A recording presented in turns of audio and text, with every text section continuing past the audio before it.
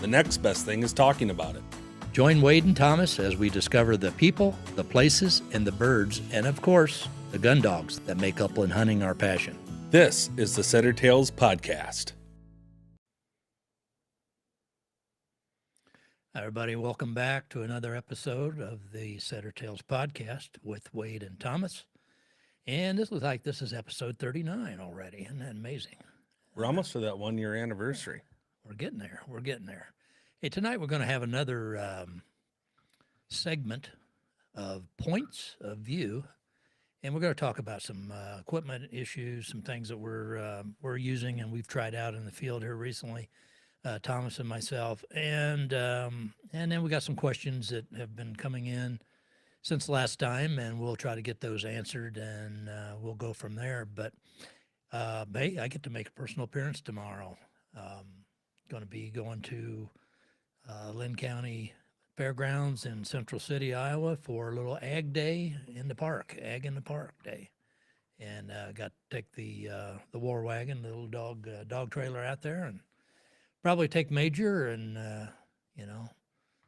shake a few hands and shake a few paws and do our little thing out there. But it'll be nice. We'll get to meet a lot of the kids. I think it's a field day. I think a lot of the kids from the schools, local schools, come out, and it'll be fun. So hopefully the weather is talking about maybe rain later in the afternoon, but hopefully that holds off. If you're in the Central City area, check it out. What's going on your side of the fence? The hunting's kind of all shut down. Yeah. Probably like us, we're doing a little dog training, but we've got some other issues, some things going on that we're trying to get done. Damn weather just wouldn't decide to warm up, but it finally did today. Yeah. It went from 36 Sunday morning. It was 82 this afternoon when I pulled into the driveway when I got home. Oh, man. And thought about opening the windows, but it's going to cool down, but that's good. We're definitely, the farmers are working hard and getting the stuff in the ground, but we definitely need that rain. We've been doing some prescribed burns at my place and a couple other spots, and the grass is only an inch tall and it's begging for rain, and been watching the roosters and the hens out at my place. The dogs go nuts all day long because they're out there strutting their stuff. They can see them now, so I think we're going to have a good crop this year. Perhaps. I think so. I was all the way up by Decorah, northwest Iowa, east Iowa today, and they're not known for having a lot of pheasants. And we saw quite a few pheasants up there. So, and as long as the rains, we get a few rains here and there, we don't get anything flooded out, and I think we'll be good. I think North Dakota, the way I've been reading in South Dakota and in Minnesota, are probably struggling a little bit for as much snow as they've had. I mean, they had a week and a half ago, they still had a foot and a half inch of snow, and in places, and now they're planting corn. But it's just the weather's been pretty decent for the roosters to go out and meet their girlfriends, and hopefully we get if we get a really good hatch this year, it's a decent hatch, we're gonna have birds, and a lot of them. So yeah, the opportunity's there. And everybody out there with training birds, we've got a lot of things going on in the old homing pigeon loft. A lot of eggs being laid and chicks hatching, and so it's kind of really busy in there right now. A lot of things going on, and hopefully we'll have a few extra birds to use. You have too many. Well, I don't know about that, but I just got my first. I just got some homing pigeons. I got the barn. I got the pen and everything. So really, I didn't know that. I got to pick them up yet. I didn't know you were into that. My friend Mike, who actually got me into setters, is getting to where he's getting out of just training dogs and messing with dogs. So I went and kind of bought what I wanted from him. He kind of gave me first choice. So I got a couple new launchers. Wow.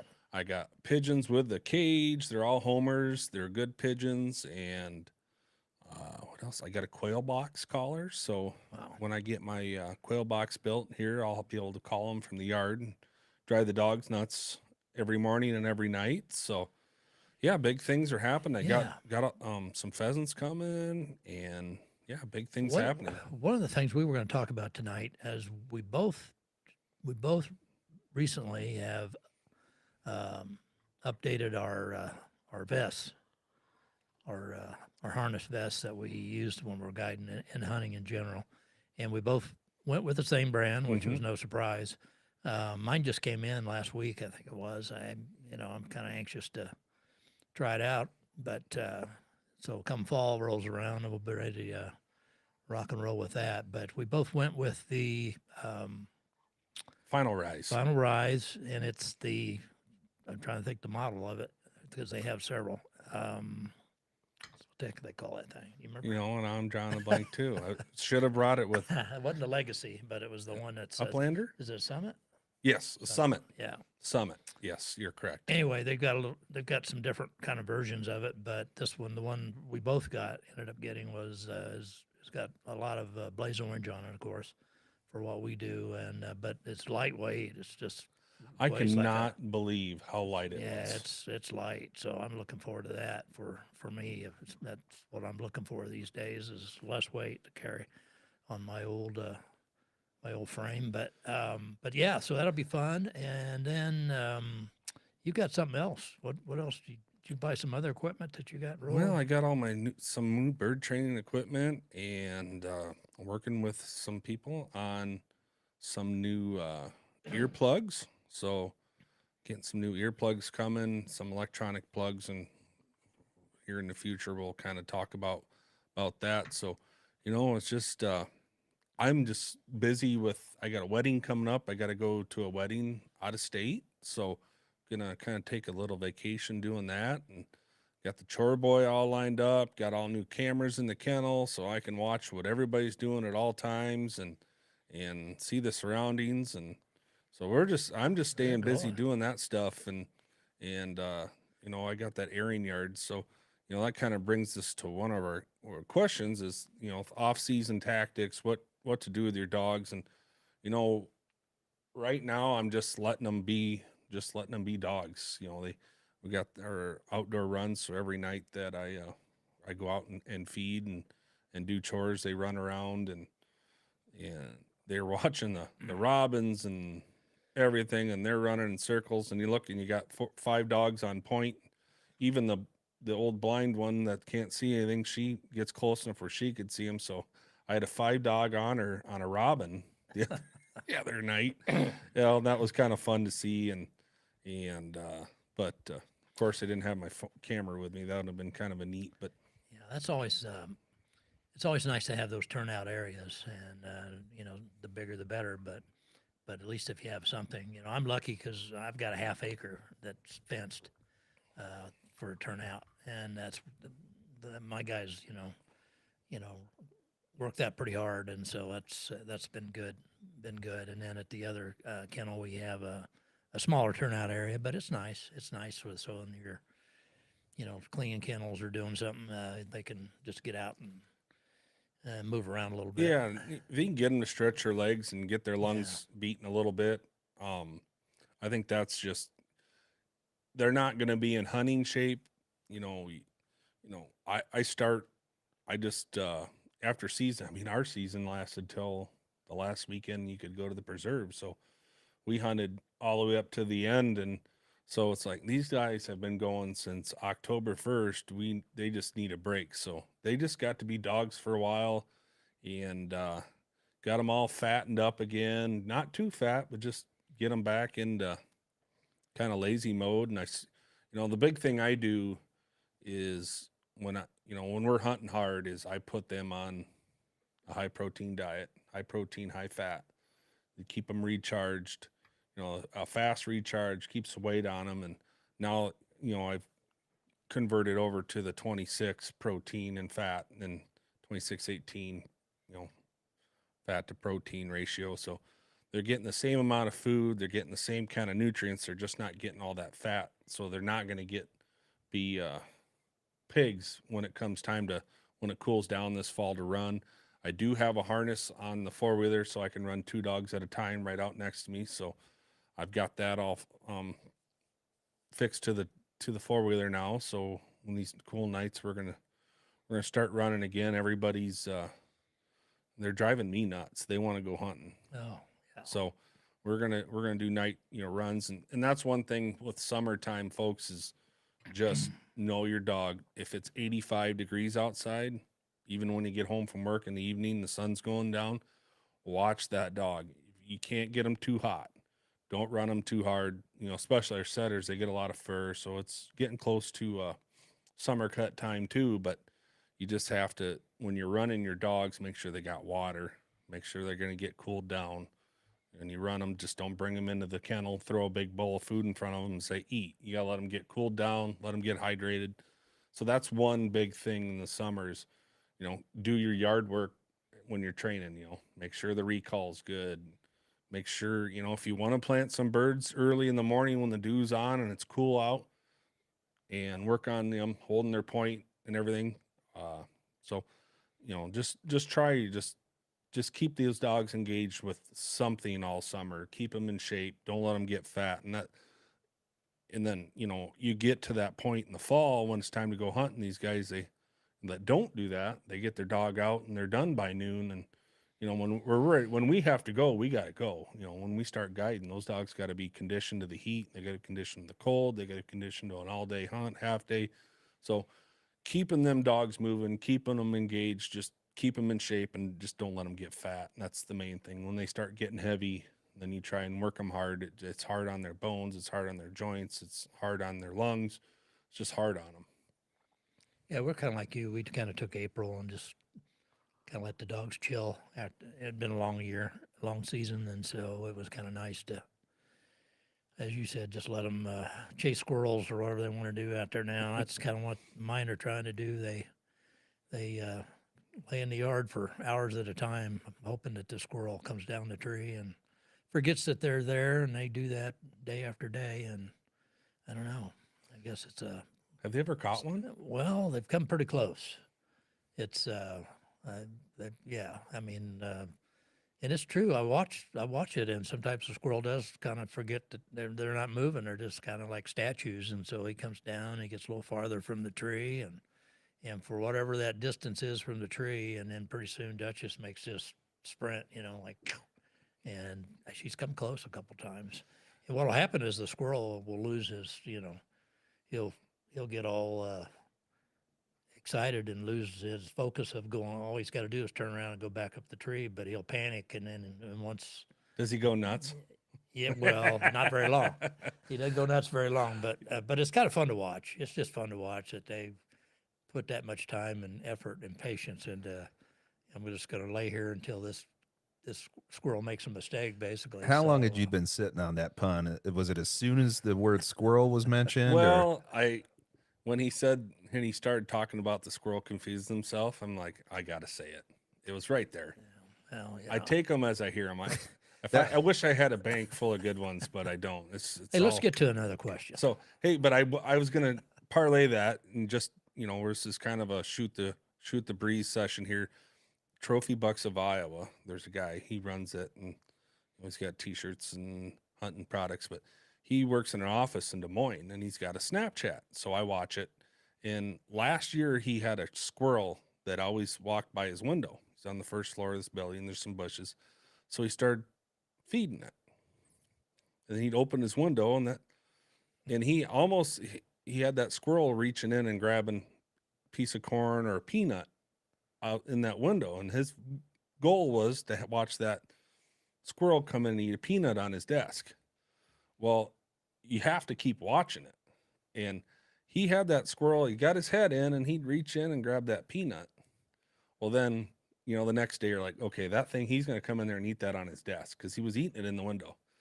And then you look out in the road, the busy road, and there's a dead squirrel, and he goes, dang it, So he started that again. Another squirrel moved in, and he actually perched a little chair and everything, and it's been a week, and he's already got that squirrel trained to come in, and it comes in and gets the peanut off his desk.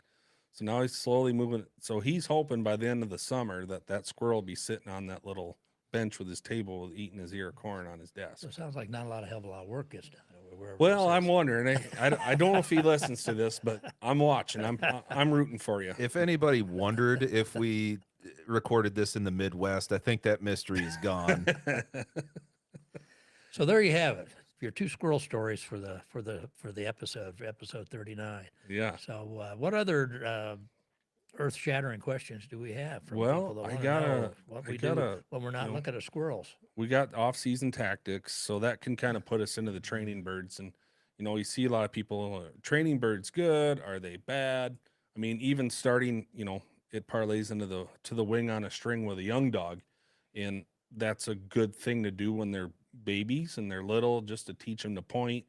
But that can be overdone.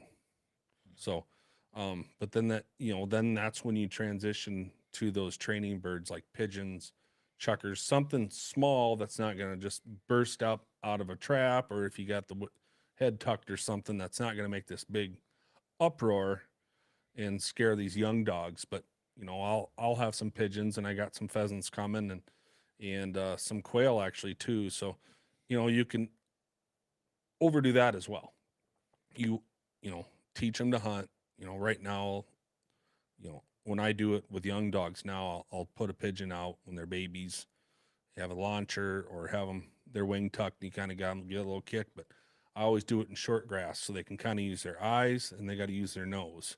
So, and then hay fields, great. If you can find a farmer that's got a longer hay field, don't drive out in it, but just say, hey, can I plant a couple pigeons out here for a puppy?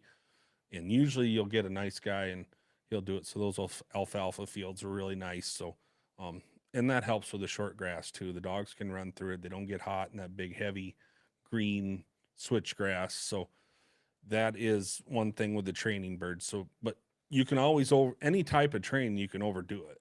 It's just, you just make it accustomed to these dogs that make the scenario different every time, or they do get, they get complacent. And then when you get them out in the field, they think it's going to be that easy every time. So, start light with them, and then you can really work them and make it difficult for them. So training birds, I think, are a great tool. Once they get older, they're not really that big of a deal. I guess you can brush up on their woe and holding a point. But, the older they get, once they get birds down, I mean, our dogs have had hundreds and birds shot down on this year. So really, they don't really need training birds, but it's okay to brush up with them. Yeah, and there's always, when the next puppy comes along, whenever that is, or somebody has a young dog and they want to come out and, and utilize a couple birds. That's great. We love to do that when we get a chance, and like to see these. Hey, we're feeding these guys. Let's put them to use. Yeah. Use them a little bit. But yeah, they're interesting. The pigeons we've had them since 2017, I think, and they're hardy. They make it through these Iowa winters, and you wouldn't think they could, but they do. And like I said, right this time of year, they're in there doing their thing and adding to their numbers. And so, but they're a great resource early on, and when you're really needing a lot of reps with a young dog. Yeah, and you can go to a barn, find some farmer that's got a barn and some flashlights and nets and buildings or bridges. That's when I was a kid. That's how we did it. We just waited till dark and went all the county bridges out in the creeks and flashlights and nets and caught some and kept them. But homing pigeons are a great tool. You don't have to, don't be killing them, but you keep them, you get them homed in at home for about a month, and you let them out every night, and then they have a way they can get in, but they can't get out. And it's kind of neat. You let them out at night and they fly around, and as long as you got to keep them. My buddy's got a ton of them, and he actually does the roller and racer pigeons, and he stands outside with he's got about a 6-foot pole with a flag on it, because they'll go perch on his car or perch on the house and poop on the windows and stuff. So he's running around with a flag. So you think he's crazy what he was doing when you go by, but they're a great resource. They're renewable, like you said, and you got babies and yeah, well, they yeah, but predators, it's like anything else. Hawks are around, and hawks will take one now and then. We lose one every once in a while, but and there's always raccoons and other things that are trying to get into the loft. So you kind of have to really have something that's secure, because there's always something out there trying to break down your defenses. But great, they're a lot of fun too. They really are. Well, they're a lot of fun to watch fly, and they're a very smart bird. Pigeons. If you break it down, what other kind of animal like that can you take 600 miles away and turn loose, and and it finds its way Beat you back home. to that very loft, in your yard or wherever it is. So it's pretty amazing what they can do, and so yeah, I would tell anyone that really wants to get into that, that's a fine thing to do. Yeah. Another question is the best way of starting a puppy on retrieving. Okay. I get this a lot with people that have like a young dog that they've already hunted and it won't retrieve. You can throw sticks, you can throw balls, everything, but once the bird hits the ground, they don't want to retrieve. It's just something different. And when they're little babies, the best thing I like to do is just crumple up. I mean, when they're tiny, when you're just bringing them into the world and showing them life, is just take up a piece of paper. It's like this, and crumple it up, and it's small. They can get their little mouths on it. It's not going to beat them up. It's soft, and just short little throws. And That was a good sound effect. Get that right up on the mic. Gary, I did that on purpose.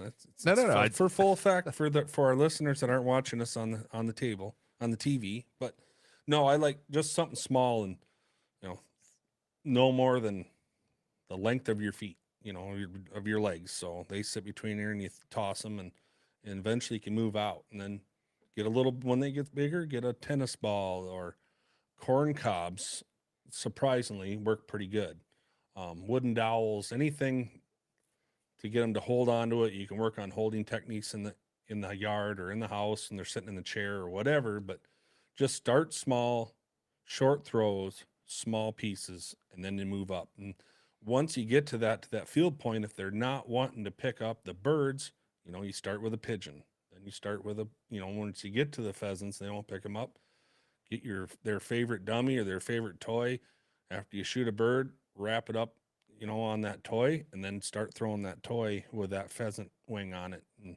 And I've had a couple people saying they're having that problem, calling me in the last few years, and so far it's been a 100% success rate with that wing on the toy. It's a little bigger, but it's not that big of a deal, for them to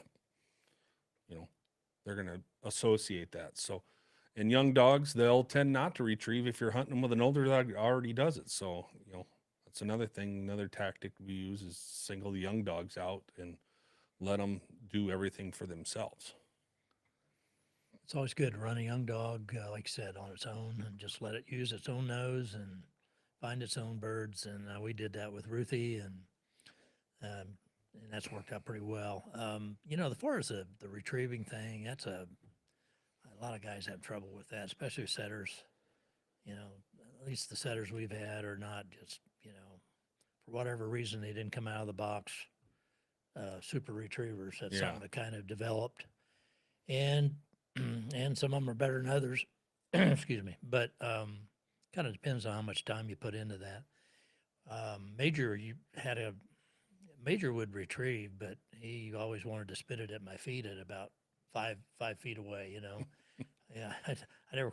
It was one of those deals. It was a beautiful retrieve. He's out there, 200-300 yards and crossed two or three creeks and through the timber and through all the thick grass, and then gets about 5 feet from me and goes, poof, spits it out at my feet. It's kind Here, of I got it close enough. It's kind of like, what's that all about? I did all the work. Well, I mean, there are many a guy that said, if he got it that far, I guess that's better than nothing. Yeah. But I did work with him one summer, and we put him on the bench, and we didn't do the typical forced retrieve stuff, but it was him on the bench and understanding that he had to hold it in his mouth until I told him he could give it up. And it was relatively after several weeks of that in small increments. And with him, it was like a lot of dogs, is he had to understand what I wanted. And once he understood and it got through to him what I was asking him to do, then it really went well from there on. And right now he's got one of the best retrieves of any of my dogs and any of the dogs I've ever had. And so. And the thing I've often tried to think is, okay, now I should have videotaped that whole process. So I would be, you know, it's kind of like making a, you know, making a dish and you forget the recipe and you go, okay, if I add a little too much salt, this is really going to turn out terrible. Should have written this down. And it was the same thing with that. Yeah. But it can be done, and some Yeah. of them are better than others, and some of them you just have to, you know, you just have to work with. I had a gentleman in the field with me a couple of years ago, and he said, "Wait, my dog does everything, you know, great." And he was actually had it. I was hunting with it, and he was right. It was a good dog, hunted well, but he would do the same thing. They'd shoot a bird, and it would drop out there. He would actually go to the bird, and then he would stand on it, and that was, you know, he would kind of paw at it a little bit, but act like maybe he wanted to pick it up, but he never would. And he just said, "I don't know what I can do about it." I said, "Well, here's what you do. Next time that happens," I said, "we're just going to turn around and we're going to go the other direction. We're just going to forget him over there, and we'll see what happens." And it was funny because the same thing scenario happened. He shot a bird. He got to the bird. He didn't want to pick it up, but he was at it, and we just turned straight around and started walking back up the hill away from him. And it wasn't long before he came up from behind us and he had that bird in his mouth. And he brought it and retrieved it to this guy. And after that, it was like the light came on, bing, you know. Yeah. And, you know, the guy thought I was a genius, but it was kind of like, I've had to, you know, I've done that myself a few times, and it's worth a try. Yeah. I'm not saying it's going to work with every dog, but sometimes it's something that simple to do. Just turn around and walk away from the dog, because that dog wants to please you. Yeah. He wants to hunt for you, and if he sees you walking away, he's got this prize, and you know he's probably going to pick it up and bring it to you. And when he brings it to you and gets praised for it, he'll figure out, oh, okay, that's that. Yeah. That's that thing. And then when that little light goes off, you make sure you have a party, you know, praise them and love them, and pet them and really excite them. And that's a big thing, you know, and with puppies, it's a lot of noise. You know, this makes a lot of noise, gets their attention when you throw it. So, you know, just start small, even little squeaky toys that get their attention, and throw it. But always keep a little rope. You know, puppies, I have just some paracord that I hook onto their little collar, and as long as they just don't let them get that habit of picking it up and then running away, just reel them in. And if they drop it, you're throwing it too far. Yeah, So one of the things too to try, reel them in. if you got that puppy, like you said, that you're doing some sock retrieves or whatever you're doing in the house, those puppies sometimes will want to be possessive, and they want to play, and they want to, you know, run with it or whatever. But if you get in a hallway, which is with the doors closed, and there's only one way that the pup can go, and that is by you or at you. And a couple times when that puppy does make that little run and comes to you, or is trying to get by you, but comes to you, and you praise it and pet it up, and then it won't take long before that dog figures out, oh, you know, this is what they want. But used to do the same thing in the kennel. We'd just have the kennel door open, and I would be kind of kneeled down in the kennel door, and I would throw the decoy or bumper or whatever it was in the back of the kennel, and the dog would go to the back. And of course, that young dog wanted to run out in the yard with it and prance around with it, but He couldn't get out. He had to get by the hockey goalie. You know, that's kind of what we said about it. But anyway, there's different ways you can do that. But if you can confine that dog space to get that dog it can only kind of come one direction. You'll get through that period pretty fast. Yeah, and there's ways. I mean, there's ways, and always seek, you know, when you're force fetching a dog, is make sure you know what you're doing. You can, if you have to go to a force fetch, you know, make sure you know what you're doing, or go to somebody that does. I was taught by probably one of the biggest force fetching lab trainers in the world, and he taught me, you know, and some dogs can handle that kind of pressure, and then you got to lighten up. And I personally don't force fetch my setters, just because they, you know, I'm lucky they all retrieve. I haven't had to push them through that. And you know, their main job for me is hunt and point. If they retrieve, that's a bonus. And the little baby, little sis, she'll retrieve, and, you know, she would care less in the world if I threw anything. But if it's a bird, she'll pick it up. And that first bird she had was a pigeon, and I had its wings clipped and its feet tied so it couldn't run away. And that little flutter of its wings, once I knew she was used to it, she just started picking up. It was by the wing or by the head. You know, you're hard on pigeons that way, but Now she was small enough. She pointed a bird and I shot it and she drug it back by its tail feathers. And unbeknownst to me, did I know that bird had white tipped tail feathers. So the main long tail feather on him was lost, but he's still in the freezer. He's going to go on the wall, but they want to please you. Just don't expect that dog, if you knock a bird down, that's going to flutter when they catch it or something. Really start them small and add on to that pile. I mean, we could go for hours on tactics for that. But And as far as benching the dogs, I mean, there's a way of doing that. Like I did it without it putting any kind of pressure on the dog. No ear pinch or toe hitch or any of those kind of things. There's guys that do that, but like Thomas said, you really need to know what and there are certain dogs that can take that kind of pressure. Setters typically are not. They're pretty soft, Yeah. and so lighthearted. yeah, they'll get their feelings hurt pretty quick.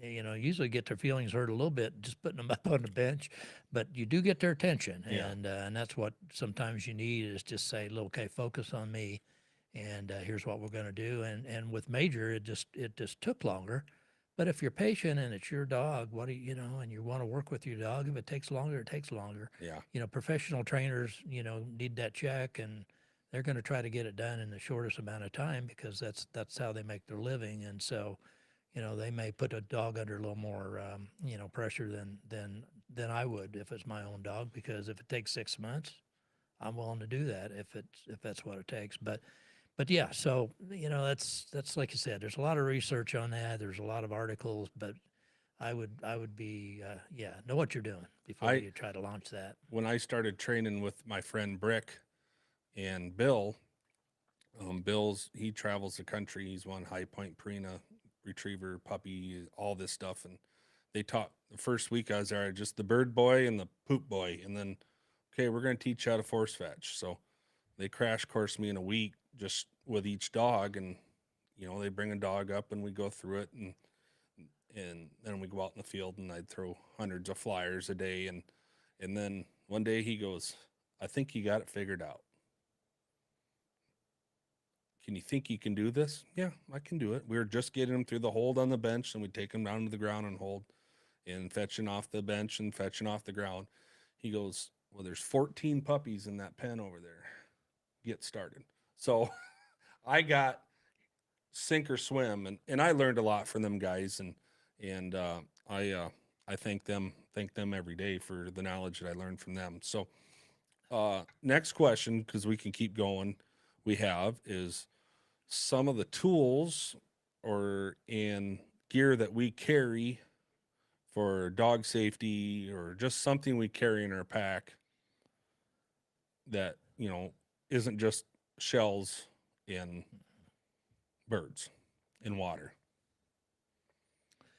Well, a lot of times you carry things because of some experience that you've had.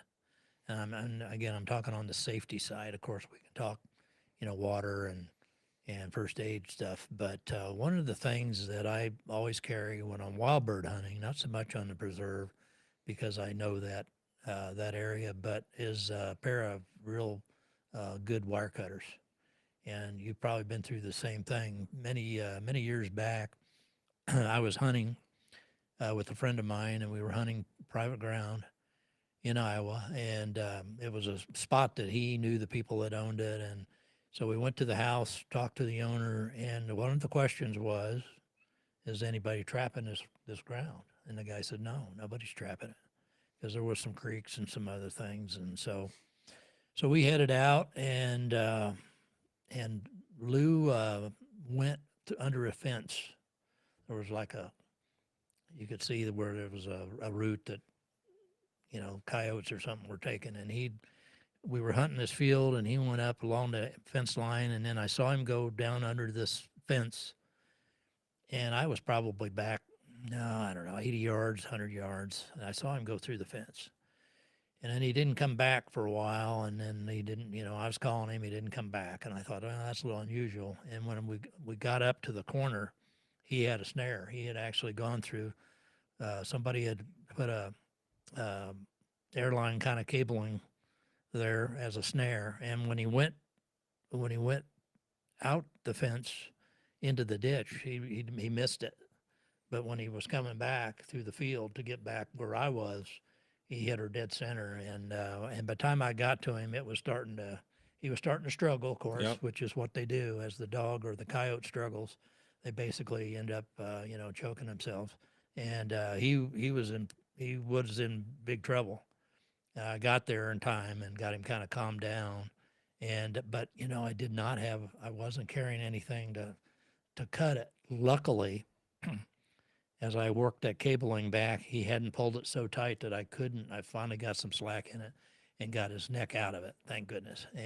But from that time on, I always carried something in case that would ever happen again, be able to cut that, to get it off your dog. It probably will never ever happen again. I hope it doesn't, but you just don't know. So there's always a pair of cutters in my pouch. I know you carry a lot of first aid equipment as well, not only for the dogs but for some of the people that we Yeah. So hunt with. I always have a big bag, first aid bag in the truck. And usually, I tell people when I go out, hey, if something happens, there's first aid here. And I have messed with snares enough, and I know how to get them undone. If you get a dog that doesn't like, that has a problem, maybe they can get aggressive, so you can get bit. But one thing, if you know somebody that's traps, or go to your local trap or hunting store, they have snares, pick one up and learn how to operate it. And that'll help you in the field to make a quick decision to get that dog unhooked. If you got a buddy with you, have him hold that dog's nut muzzle and get that snare. Another thing with snares, if you do have a dog that gets in a snare or a foot trap or something like that, a good thing to do at home as a training is have them on a chain gang. I just got one made, getting one made. Put them out on a chain gang every day, or just get a chain and hook it to a tree somewhere and teach that dog that when they don't pull. A lot of the guys I know that coyote hunt and coon hunt, they have times of the year that their dogs are on a chain. People think it's terrible. Oh, that dog's on a chain. He's got a house, he's got food, he's got water. But anytime any of those dogs that have been around those guys that do that, have their dogs gotten a snare, they don't struggle, they don't fight, they don't pull it. They know, okay, I'm not going anywhere. There's something holding me back. It's got me by the collar. So that is a good summer tactic, is just to have that dog on a chain. Cables, you got to watch them because they can get a kink in them and pinch a dog's leg off. I'm not a big cable fan for big dogs. Little tiny dogs, I don't worry about it. But bigger dogs like a setter or a Labrador or your German short hairs or your Brittany's, anything like that, just a good, nice chain that they're not going to break, but they're going to learn not to pull on that. So work on your leash work too. That's one thing. One thing I carry is just the vet wrap. If you get a dog leg cut in the field, I've seen them get cut on multiflower rows, their legs. Fences are they're going to happen. Just know where they're at. And I'll even, when I'm hunting, if I see a bird fly over a fence, sometimes I don't shoot it. I pay attention to that dog. Hey, come. So, but that vet wrap, I got a full roll in the plastic in my pouch. Matt's new, this vest that we got, actually got the extra clip on for the back so I can put some Right. first aid. So my good wire cutters, they have a really good one that cuts cable. I have one, and I'll never carry anything different. So I always carry that. And then of course your vet wrap. You got your water bottle, rinse it off, wrap it up, get the dog back to the truck or wherever you brought, get it cleaned out. We usually have peroxide and solution in there. So that is two important things that I I've carry. actually used it on myself. I got cut on the fence before where I've actually used that wrap on my own hand before. So it's pretty universal stuff. And it's inexpensive. It's Oh, not yeah, crazy. Yeah. And you can get it tight, but you're not going to get it so tight that you're going to cut circulation off too bad. I was going to contribute to, as long as we're talking about Okay. dressing wounds and things, wet wipes and toilet paper. Well, that's always in the truck. I always got what if I'm out in the field, I either have a sleeve or a sock. But um, There's just so many uses. you got all that. I did start carrying a flint and a striker too when I go Yeah. on my hunts by myself, and just in case I get lost in the wild and I gotta You got to make put a pheasant fire. on a stick and make a fire. And but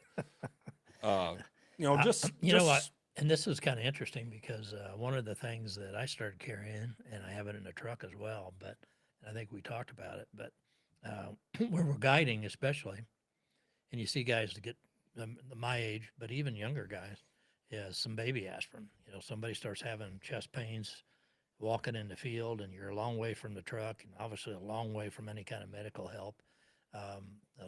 Baby aspirin is nice to have on board, and so carry that. Always have some of that for any kind of somebody that may be experiencing some kind of heart situation. yeah, and And, Benadryl. I always have some Benadryl in mind too. So a dog gets into some ragweed or something, their eyes get swelled up, or even we don't have to worry about it, but dog gets a snake or something somewhere. Yeah, Benadryl's the first thing that, if you call a vet, you're a half hour away. Hey, my dog got bit by a snake or got into I've been out in the summer and watched my coon dog get her butt whooped by a bunch of bumblebees. They didn't have any Benadryl. She was all swelled up around her head. So it's just good to have some Benadryl around. One Benadryl is not going to kill the dog. Don't give it 5, but it's going to counteract whatever's going on. And Yeah, so the stuff you carry on your person in the field, you make sure those are. You can look at it, your equipment, and say this is something that I probably should have for an emergency. If I'm a half mile from the truck. Now, a lot of the stuff we carry in the truck itself. So there's more equipment there if we need it, but just that that necessary stuff to get you Yep. to the truck. Stop bleeding, whatever it is, cut a cable, cut something that you need if you get hung up on it. And yeah, some of those multi-tools are nice to have because, that you can, especially for guiding, you can always get, not only use the blade to cut something or to whatever, but you can also, a gun that's jammed and you're trying to get a shell, that's locked up. That's always nice to have too out there in the fields because Yeah. it's because for us the hunting stops until we get that gun back in action. So and it's pretty maybe important. a screw comes out of your knee brace or something. You had to go there, didn't you? Well, Had to go Wade is there. getting a new knee. Do we have that round of applause button? At some point. At some point. Well, it's coming up. It's coming. We have a. There we go. So he's gonna have to carry all the birds next year. I'm done carrying his birds for him. So I may have one of those 4-wheeler. I may start guiding on a 4-wheeler. There you Maybe go. that's the I got- trick for me. we can get you a rascal. Yeah, I know. No, I know you're dreading it, but it's gonna be a good thing. Yeah, for well, you. it's a long time coming, and I think I know a lot of guys that have had knee stuff and have had great results from it. Continue to hunt, which is what I want to do. And you can't upland hunt very well if you can't walk, gentlemen. I will tell you that. I've tried it. I've been trying to get by for the last couple seasons, but it's some days it's not a lot of fun. You fall a lot. And, Well, I do that too. Anyway, but yeah. So what else we got on the One menu thing there? I've been seeing a lot online is, can older dogs, 2+ put it together if they've never done it? And I want to say yes. There's a lot of good rescues out there that have hunting dogs that people just couldn't handle. They thought, oh, I'm gonna have a hunting dog, and people don't put 2 and 2 together. Like, okay, this dog's gonna need exercise. I can't just leave him at home all day and all the time. And so they can, and you just put them through. You just start them like you would a puppy, and some people will just take their dogs because it's gun shy or something. So, but just if you're going to start a dog that's a little over 2 years old, or even a year old, they can, and it's very much possible. Some dogs don't really turn on till they're 2 years old. You get a dog that's just been used to being second fiddle to the older dog, and you have to hunt them together, and so. But yes, older dogs, I do believe, can do it. I know they can. I've seen it done. I got a couple of friends that got some dogs from the English Setter Rescue, in fact, and they're really nice, really good dogs. I've seen some really good Well- dogs come out when they haven't had a chance. And you you've know? you've trained lots of dogs, Thomas, so you know that, when you get a dog, a hunting dog, quality hunting dog, like a lot of the rescues are. I mean, a lot of these field trial dogs, get culled because maybe they don't have range but they're good hunting dogs typically. But sometimes but as you know, regardless of that God-given DNA that's in that dog, which is probably down there somewhere, but it's that opportunity. Yep. Those dogs need an opportunity for somebody to take them and give them that opportunity to get on birds, to get those experiences. And, even our dogs, I would say it takes four and a half seasons, sometimes 5 years before these dogs are what I would say at their prime, Their peak. Yeah. their peak. And so, yeah, even a dog that's 2, and yeah, you might have a lot of work to do, but boy, that dog's got time, and if you want to put the time in that dog, it's there. I mean, and that dog, that's the fun part, is when that dog figures it out, starts to figure it out. But it takes somebody to have a chance to give that dog to. So Yeah. Consult, if you're new to this and you have the extra money, consult with a good trainer. There's a lot of really good trainers around here, and they'll get you on the right program. And I know some of them actually, and I've done it before and thought about if I could find time is to have training days where people come out and I will help you work with your dogs. So maybe someday I'll have enough time to do that, but you got to put the time in, you got to be patient and never, don't go backwards on it. Just keep moving forward slowly. If they're struggling on something, try something new and work around that problem, but come back to it. But even all the things we've talked about is the retrieving, the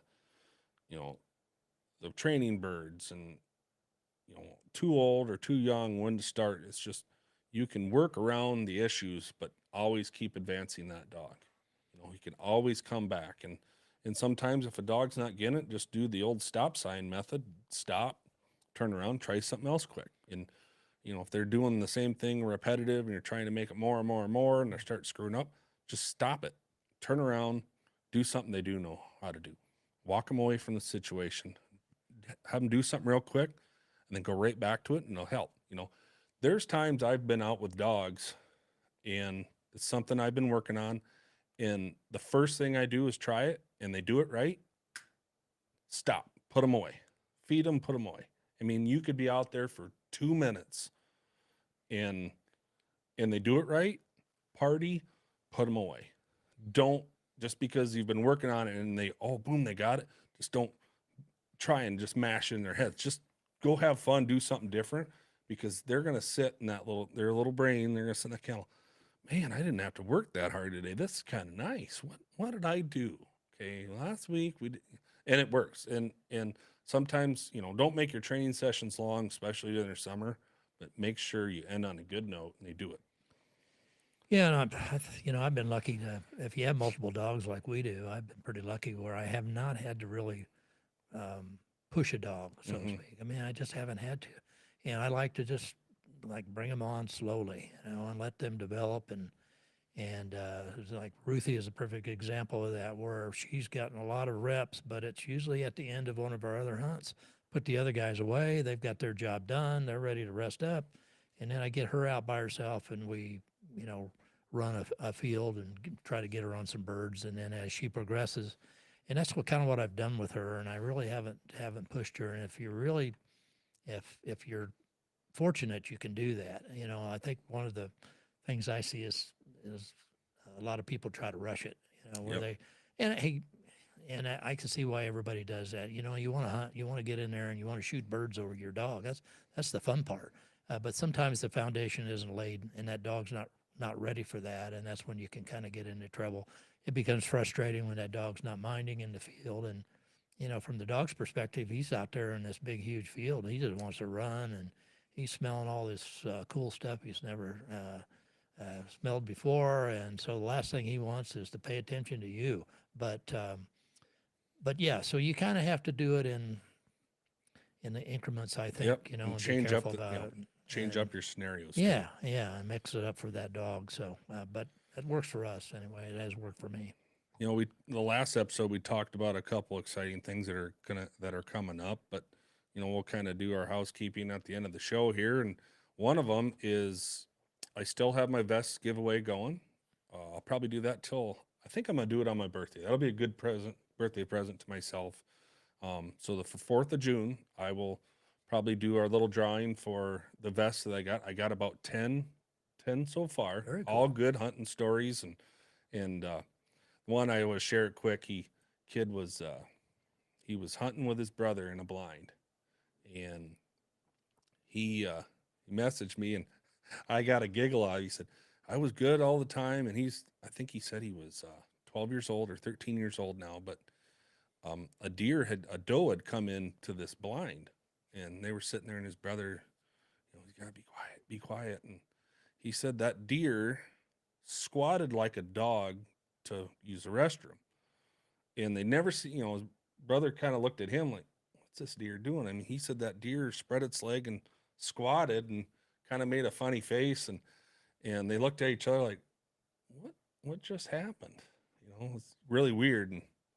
And he said at that point he busted out laughing, and then they heard a crashing noise, and there's a big, huge buck standing behind the tree. He said, my brother never let me go hunting with him again. So I thought that was a pretty good story. So Yeah. I will give that vest away.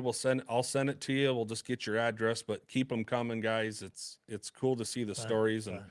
nice to see that there's a lot of young people coming up and have that passion that you and I share. So another one is in October, where you're still got some spots available for the Heroes Hunt. The Heroes Hunt, October 7th. It's a full day event. I believe we've got about 20 of the 50 slots that are spoken for so far. So there's plenty of room to go. Any current or retired police officers, local, state, or federal, are eligible, and from wherever. We've got some guys coming in from out of state. I know Indiana, Ohio, Illinois, a lot of guys from Iowa, of course. And so if you're out there and you want to hunt in the Law Enforcement Heroes Hunt, this year it's being co-sponsored by Highland, of course, and Kinetic Dog Food, and they're going to have some other activities going on as well as the hunting, so that'll be fun. It'll it's not only a hunting event, but also there's some time for some social networking to go on as well. I think the Special Forces guys from Fort Campbell are going to be there with a steel plate pistol range set up, and so it's going to be a fun time. If you're out there, Ian's going to be there too. Ian will be He'll be there. there, and I'm betting he'll be out there doing the yeah. old 6-shooters too. So yeah, so anyway, if you're out there and you're interested, go to the Lynn County Pheasants Forever website. There's more information there and a place where you can register. yeah, so though exciting things coming up. We got some great guests.